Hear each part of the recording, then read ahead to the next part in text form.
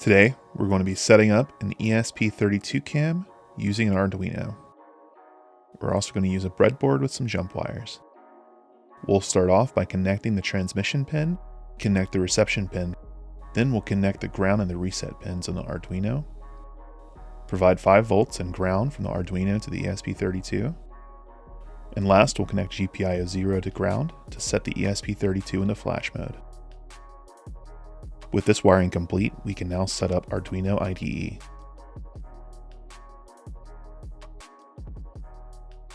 First thing we'll need to do is make sure that we have the additional board manager URLs added to the Arduino IDE preferences.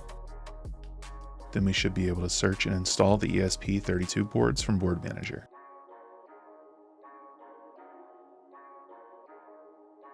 Once installed, we'll need to reload Arduino IDE.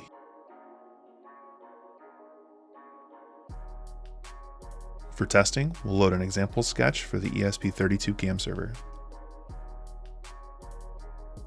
From the Tools menu, select the ESP32 Rover module. Set your upload speed to 115,200, flash frequency to 40 MHz, flash mode to QIO, and set the partition scheme to Huge App.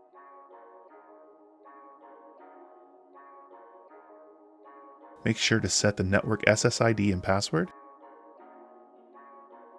And last, we'll comment out the rover camera line and uncomment the line to enable the AI Thinker camera. Before connecting the Arduino to your computer, check the current ports to see if any ports are already listed.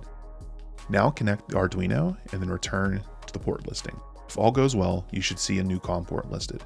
Go ahead and select the newly listed port if it is not selected already. If we open the serial monitor and reset the Arduino, we should see a message saying that the board is waiting for a download. Now we can proceed with the upload. Be patient, this process can take a few minutes.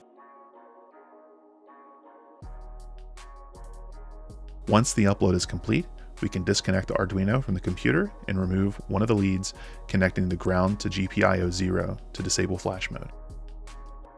You may now reconnect the Arduino to your computer and reload the serial monitor.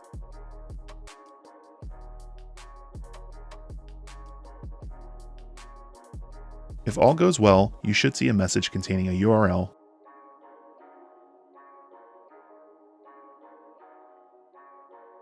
Paste the URL into a web browser and start the stream to verify that your ESP32 camera is working as expected.